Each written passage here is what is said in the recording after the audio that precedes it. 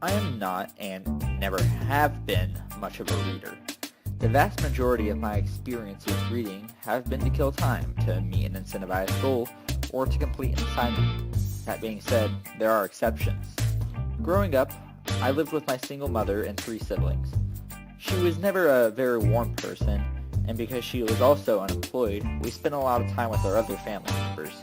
For me, that was my grandmother or my great-grandmother. They were my favorite 2 people, and I have fond memories of reading with both.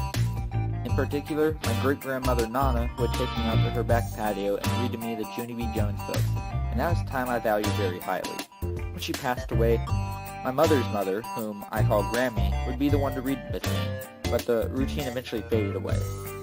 In the 4th grade was the first time I remember getting really attached to a book. Our teacher had been reading How to Steal a Dog to our class, and something about it really struck a chord with me.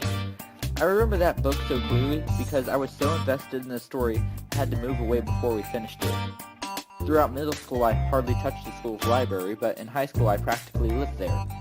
I still was seldom reading on my own time, but I frequently visited the library to pick up books that I'd speed through in my downtime, study hall, or sometimes even in lieu of classwork.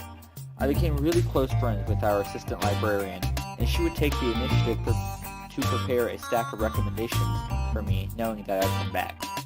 While I enjoyed everything I read for the most part, there were a couple that I loved more than others. Some of my favorite books included the Bill Hodge trilogy by Stephen King, the In-Game trilogy by James Frey, and Within These Walls by Anya Alborn. I found myself gravitating more towards the horror and thriller type of novels, especially King, because they consistently drew stronger emotional responses out of me.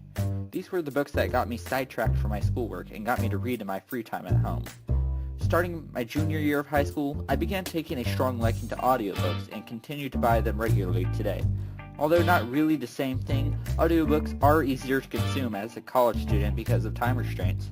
My interests have expanded too, one of my newer favorites being Astrophysics for People in a Hurry by Dr. Neil deGrasse Tyson.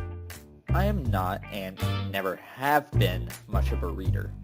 The vast majority of my experiences reading have been to kill time, to meet